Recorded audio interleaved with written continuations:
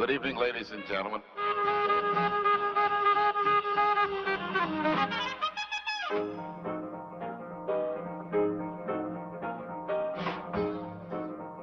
The Count's at the blue note.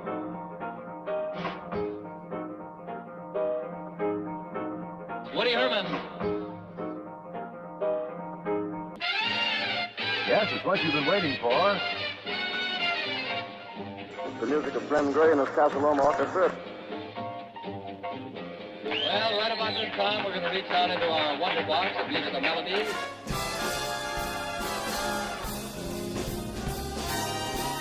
Yes, you now have a concert-sized table at the fabulous Blue Note. It's Count Billy Basie. Yes, it's what you've been waiting for.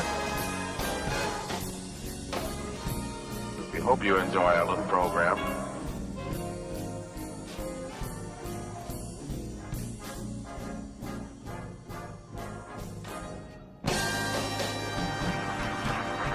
Hi, Joe. Many believe that jazz began its development in New Orleans, where King Oliver, a cornet player and an idol of Louis Armstrong, was performing in the early 1900s. Steamboats using the Mississippi helped to spread the sound of jazz, as many New Orleans musicians played as entertainment on those river boats. In 1917, the first jazz recording in history was made. The group was the original Dixieland Jazz Band. Throughout the 1920s, jazz continued to grow and become more popular. Many jazz musicians began to migrate to Chicago, including trumpet player and vocalist Louis Armstrong. During this time, jazz also began to make its move to more of a big band format and incorporated ragtime, black spirituals, blues, and European styles into its sounds. Duke Ellington, Ben Pollack, Fletcher Henderson, and Count Basie headed some of the more popular early big bands in playing this hot new music. These bands contained budding jazz artists and future big band leaders, including Benny Goodman, Red Allen, John Kirby, and Glenn Miller. While the recognition of big band jazz continued to grow, the popularity of hotel dance bands of the 1920s were also an important factor in the evolution of the big band era. Paul Whiteman, the California Ramblers, Ted Lewis, Gene Goldkett, and Vincent Lopez were a few of the successful hotel dance band leaders of the roaring 1920s. Their main sources of income came from playing in hotel ballrooms for dance crowds and doing radio remote broadcasts in the 20s and early 30s. With the increased number of players in these hot jazz orchestras, the need for an arranger soon arose. The big band sound of the Dorsey Brothers, Fletcher Henderson, Cab Calloway, the Casa Loma Orchestra, and Duke Ellington were all moving toward the arranged and easy-flowing style of jazz which would soon become known as swing. With these new structures and sounds, the stage was set for the rise in popularity of big band music. Played in this new swing style, it took the country by storm in the mid-1930s. The popularity of the music increased as Americans invented exciting new dances to be done in rhythm with the music. The Savoy Ballroom in Harlem opened its doors in 1926 and later became a hotbed for swing dance. With recordings through live radio remote broadcasts, the masses were about to hear all about this new swing music and dance craze. The big band era is generally regarded as having occurred between the years 1935 and 1945. It was the only time in history that the popularity of jazz surpassed all other forms of music in the United States. Benny Goodman and his big band performing at the Palomar in Los Angeles in August of 1935 is often referred to as the official start of the swing era. Many of the popular big band leaders of the day were Glenn Miller, Tommy Dorsey, Jimmy Dorsey, Duke Ellington, Woody Herman, and Count Basie. The Bobby McCreary Big Band originated in 1996. Bobby and several other musicians had been playing for the Keystone Society of Swing. Several members of that group approached Bobby, feeling that there was a need for a new swing band. Upon looking for members to join his band, Bobby secured the talents of Dave and Diana Bailey. However, he stumbled upon a shortage of experienced swing musicians. After several months, it was suggested that he look in the Williamsport area to fill that void. Bobby found local musicians such as Dick Adams, Kent Whitman, and Bob Morrison, as well as numerous others, until bringing the band to a 17-member group. And I'm talking to Bobby McCreary. It's delightful talking to you. Tell me a little bit about the road that brought you to being Bobby McCreary of the Bobby McCreary Big Band. Well, it was a long road. I have been a musician of sorts since 1941 or so. And they had a town band and they had a number of dance bands in that particular area. This was in Northumberland, Pennsylvania. And we were exposed to some pretty fair musicians there. For one thing, the 103rd Cavalry Band, which was a National Guard band, they were used the same band room that we did. And they were just a terrific bunch to learn from. You spent quite a bit of time overseas yourself. I was one of the first 18-year-old draftees at that time. Really? Yes. You must have had very mixed feelings about that. I wanted to be there. Were you playing in a big band over there? Yes, we've had a concert band, a marching band, and a big band. That's wonderful. Superb musicians from all over the United States. Quite something. You must have been like stars to... Oh, very much so. When we were in Paris, we met the members of the Hot Club of France. That was Django Reinhardt and Stefan Grappelli, and we were invited to their homes. When did you found the Bobby McCreary Big Band? Oh, October of 1996. What brought you to decide to form a big band? Well, you know, big bands have disappeared from areas such as this. And Gordon Taylor and I had been playing with Mal Larder. That was a band down in the Northumberland area.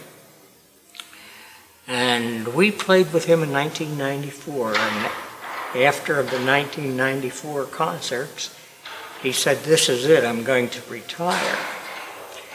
So Gordon and I had a few conversations. I said, "Boy, there ought to be a big band around here." Then when I got to Williamsport, I was administrator for the American Federation of Musicians in this area.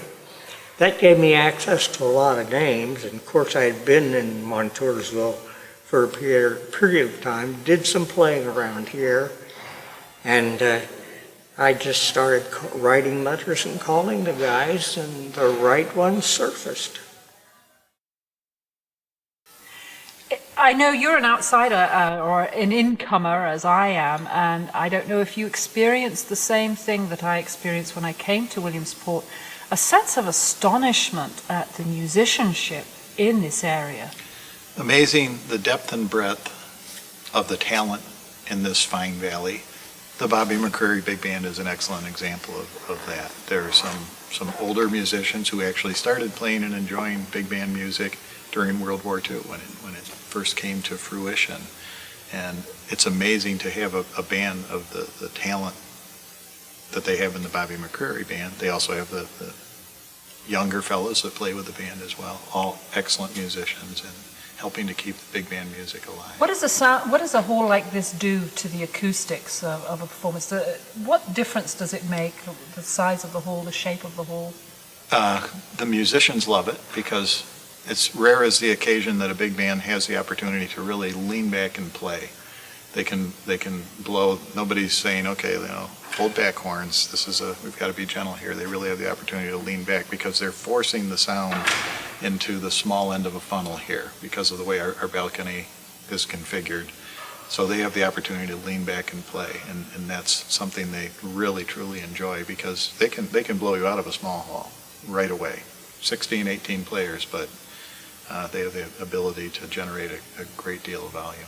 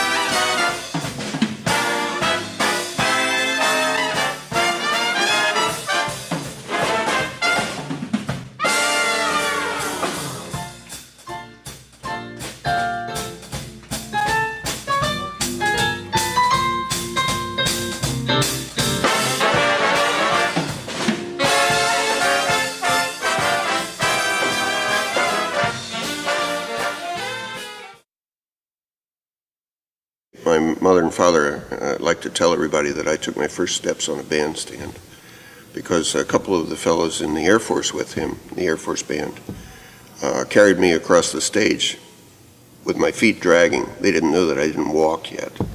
So my first steps were on a bandstand. Did you start out being a drummer when you were a young lad? Yes. We actually, I had a different preference, but my parents wanted me to be a drummer because it was economically correct. We had drums in all over the house. So Your dad was a drummer? Yes. So it was easier to switch son over to the same instrument. You've had quite a lot of experience traveling and performing with various people. You told me an interesting story about Gene Pitney. I played, when I was with the Royal Lancers, I played as a backup band for a lot of different well-known groups. Patti LaBelle. She wasn't well-known as a singles person then. She was Patti LaBelle and the Bluebells from Philadelphia. And we were the backup band for her several times. Also played for the Crystals. Crystals were very, he's a rebel, very widely accepted for a lot of the songs that they had out. Played for Gene Pitney. We had an interesting performance. One time, there were many people there. I'd say there were probably 25 to 30,000 people at this performance. And the rest of the band was not there. So we had myself on drums, and we had Gene, and he was very talented. He played guitar, but he also played other instruments. And so we did the whole show with just him on guitar and me on drums, which was kind of interesting to say the least, because it wasn't easy to do a full performance of all the tunes that he had as hits. I also played for Brian Hyland, and Brian was pretty well known for a lot of the songs that he had out in the 60s, Itsy Bitsy Teeny Weeny Yellow Polka Dot Bikini, which is even hard to say, and Sealed with a Kiss, a couple of other big hits that he had that were like that. What's it like working with the big band that you work with now, with Bobby McCreary Big Band? It's really interesting. I guess I had the same approach to big band that I did with the rock bands that I played in. There are certain ones of us in the band that are actually, I guess you look upon because you know you need to see the rhythm section, you need to see the drummer, the lead tenor player, you need the lead trumpet player. There's certain people in the band that actually have to carry a lot of the music and carry the band. And if they're not strong and flamboyant, why, the band won't be. And so a lot of times that's what happens with us. I've noticed that key players really can carry this band. Different performances, you can see the difference a lot of times. You have different people, different performers in those positions. And that influences the way that you play? Oh, definitely. It just depends. For instance, we've had rehearsals before where we haven't had a bass player. Well, it makes it that much harder. The keyboard player would have to play bass with his left hand, and of course, my drumming would have to be built around the fact that there isn't a bass player, and so it kind of puts a difficulty on the rest of the rhythm section. But we haven't had that problem lately. We have a great bass player now. And you have a great rapport. Yes, the rhythm section especially gets along very well. Yeah, I took up the trumpet, in fact, at the age of 10. You took up the trumpet. Now, there's an interesting instrument to have taken up at the age of 10. What was that for school, or? Yeah, I had an elementary school that was, they had their own orchestra. It was quite impressive, really. But all their brass players were in the 5th grade, and so they asked us 4th graders if any of us would like to take up brass instruments. Well, straight away, me and my buddies stuck our hands up, and there was 3 of us. We said we'd like to learn the trumpet. So of course they said, great, come along next Wednesday and we'll teach you the trumpet. Well, of course it took a bit more than one day, but after 3 lessons they broke the news to us. They said, actually, guys, we only have 2 trumpets, but we've got a trombone. Who's got the longest arms? So, for 3 weeks I was a trumpet player. What is it, do you think, about big band music that attracts people and continues to attract people?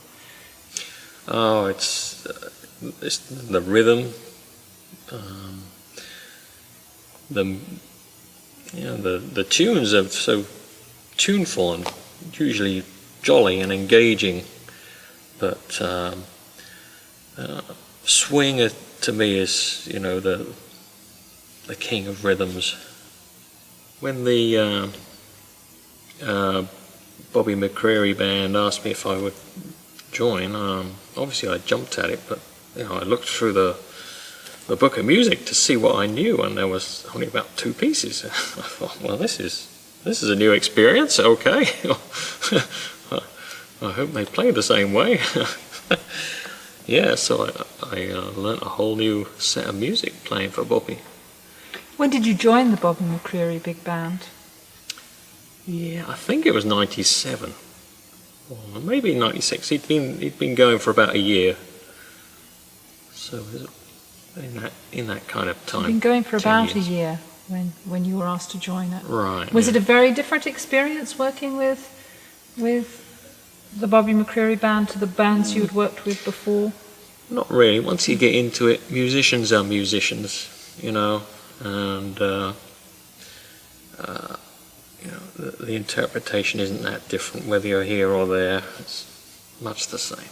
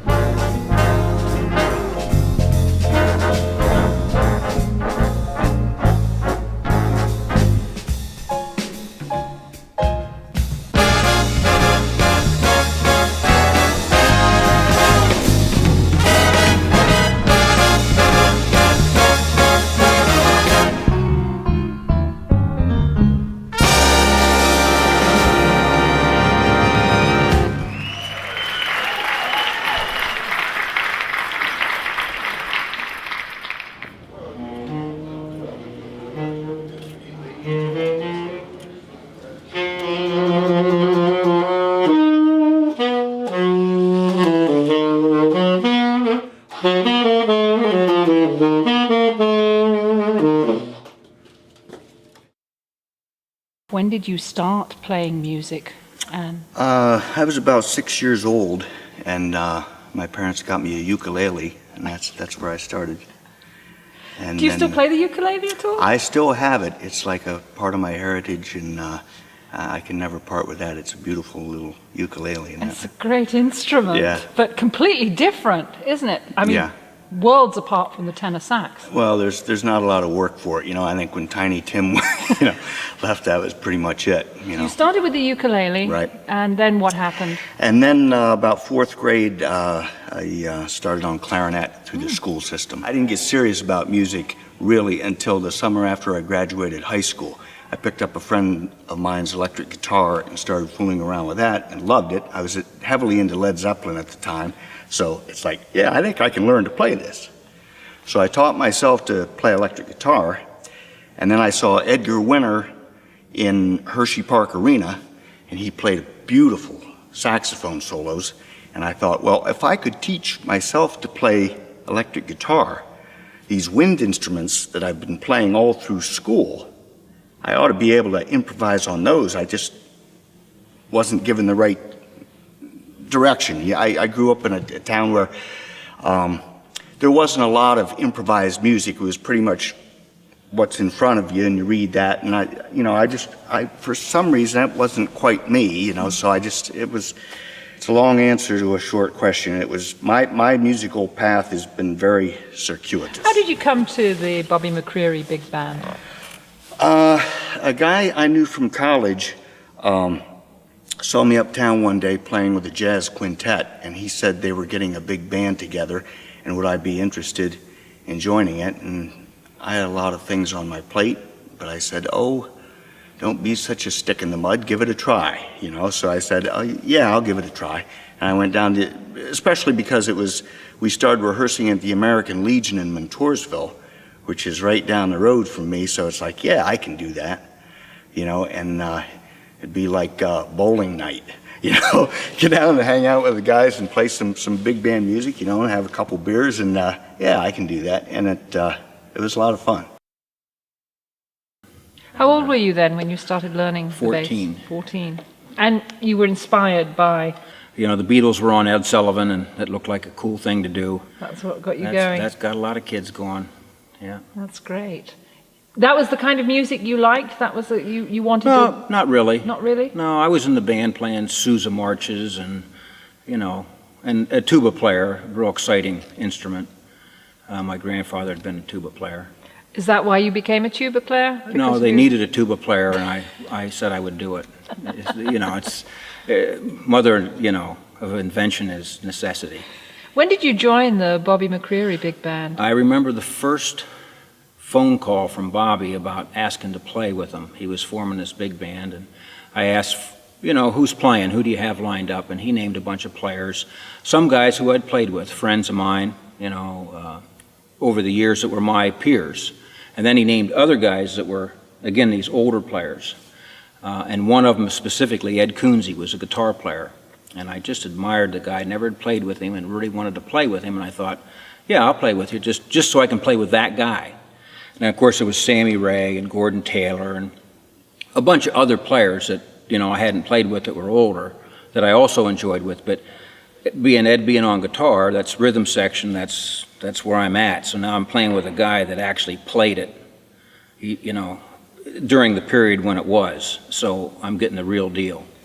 So that was when I started playing with him. I played with him for about 7 years continuously, and there was some young kids that would come, bass players. So I would bow out and say, you need to have this experience, and it's a great experience. So there was a couple of kids over the period of time that would do it, and then other things come up that become priorities. So I was kind of away from the band for a few years, and recently, in the last 2 years, I've been playing again with them. The Bobby McCreary Big Band revised instrumental standards from the catalogs of Count Basie, Duke Ellington, Benny Goodman, and many others. The Bobby McCreary Big Band's appeal stems from their seamless interpretations of the music.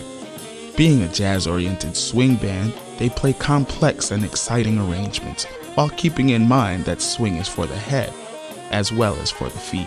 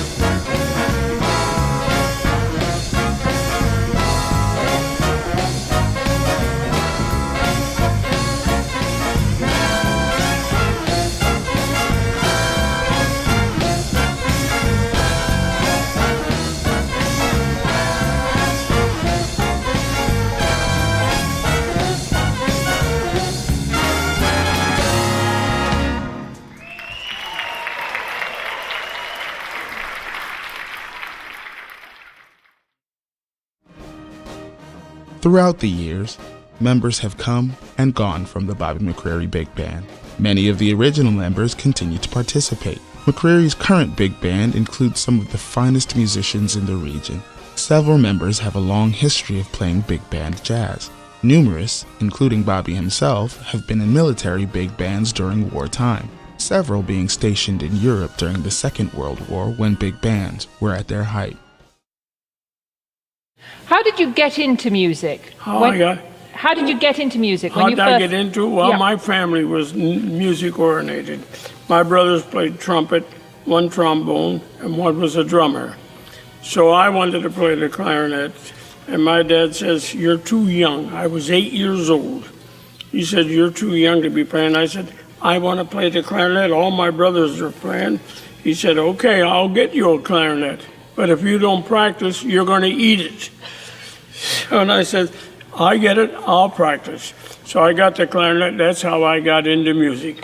Then I got into the Verdi band when I was about 10 years old.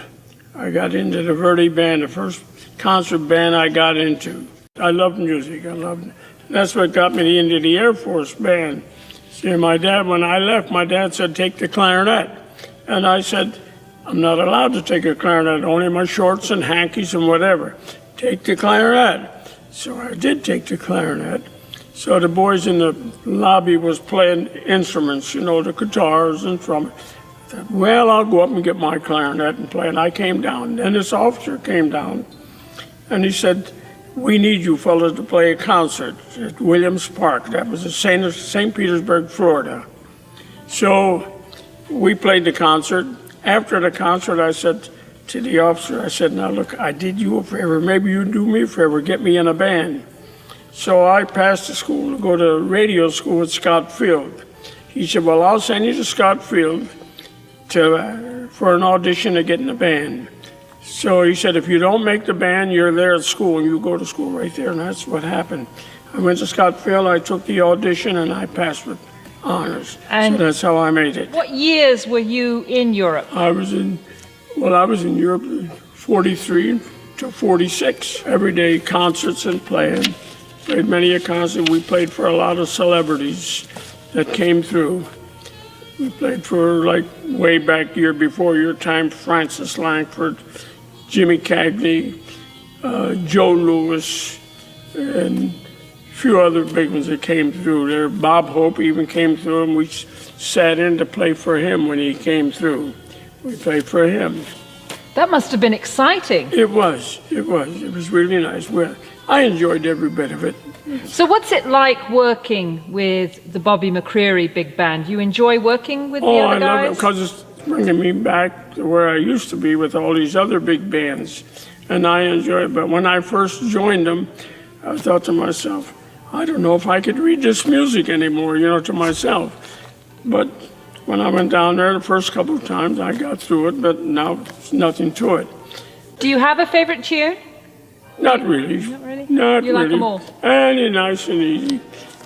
Just nice, easy, slow songs like the fast tunes like Boogie Blues, In the Mood. That's that Glenn Miller stuff there. He'll be playing that when he comes in. And you like that? Oh, yeah, I like that. What was the first professional band you worked with? Probably after I was in the Navy. Wasn't a professional band. The idea between professional, you do as a living. Of course, we did that as a living, but we didn't get paid directly from the people for that. Right. That was our job. Right. That must have been quite something, though, being in the Navy band. Oh yeah, it was awesome. Yeah. How did you come in? How did you get into the Navy band? Did you have to audition? Yeah. Audition for it. You either pass or fail, one or the other. One or the other. And if you passed, you got into the band. If you failed, that was it. You go somewhere else? You go somewhere else. Yeah, I got discharged and got home. My mother immediately said, "You're going to college." So I did. Where did you go to college? Ithaca. In Ithaca. School of Music. Right. And like I say, that didn't last very long because that audition came up with Charlie Spivak.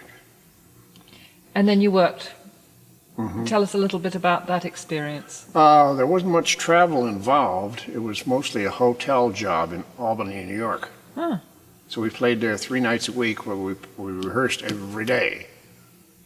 That's why those bands are so good and tight, as they are. Because they rehearse every day. Every day, yeah. When did you join the Bobby McCreary Big Band, or were you one of the Originals, yeah. Originals? Yes. How long's it been?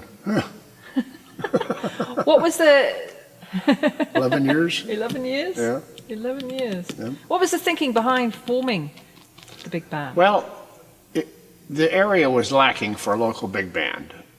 There was a guy who had a very good big band down in the Danville area, but he'd have to come up, this way, and to have something local. I guess Bobby decided it was a good thing to do, and it was a good thing to do. And so he contacted you, and you said yes right away. He and I played together in this other guy's band. So you played together in the other guy's band, and you decided something was needed in this area. Yep. And started Well, chatting about there's it. enough fantastic local musicians to have a very good big band. Right, right. So it wasn't too difficult finding other Yeah, good no, musicians in the area. No.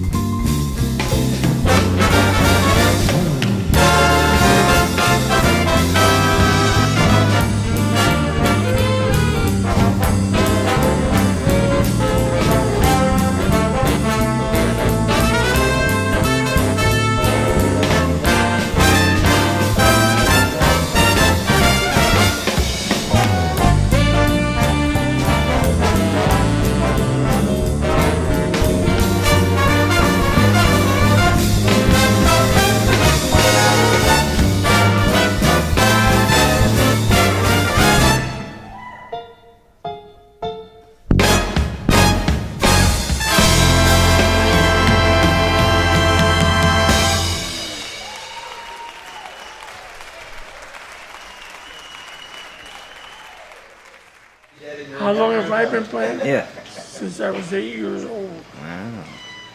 And I'm going on 92. 92. Wow. That's a long time. That is. And I'm going to go until I'm 100. All right. How about you? I've been playing since I was 6 years old. 6 years old. Uh-oh. You beat me. Yeah, I started at 6. So how long have you been playing? A long time. 30 years. Wow. How long have you been with the group? This group, 1 year. 1 year? Yeah, exactly. So how long have you been playing, Shane? Well, since I was about 4th grade. Trombone? Yep. Well, I actually started out in baritone, then I switched to trombone in high school. Another thing about this band, this is unusual. You don't see too many integrated bands as far as gender goes. Yeah. And we've got this. I think this is great. Have you always been this crazy? Probably, yeah. And how long have you been playing? How long have I been what? Playing. Playing? With who? Playing. Oh. Since 1946. Oh, felt very good about all the people, particularly Dick Adams, who plays tremendous jazz tenor saxophone. And we've had an excellent trumpet sections, which that really turns us on. Plus, the rhythm section making a very good bottom for all this. And I remember my ex-wife once told me, she said, "It's amazing, everybody that I've met through you, all these musicians, they're so nice, they're such wonderful people." I said, yeah. The feeling comes on the bandstand when you're actually playing. I mean, you know, so if there's a big crowd or a small crowd, the crowd can be two. And if they're appreciating it, then that's it. But on the bandstand when you're playing, you get these reflections, you know, you're almost spiritual where, you know, you're just connected. And it's not because there's people in the crowd. You know you're connected on this other level with these other players, and it's all happening at that moment. And you're in the moment, and they're in the moment. You know, so that's where the real joy. And it doesn't happen all the time. You know, sometimes it's just a labor and you're just going through the motions. But when that moment comes, you know, it's just euphoric.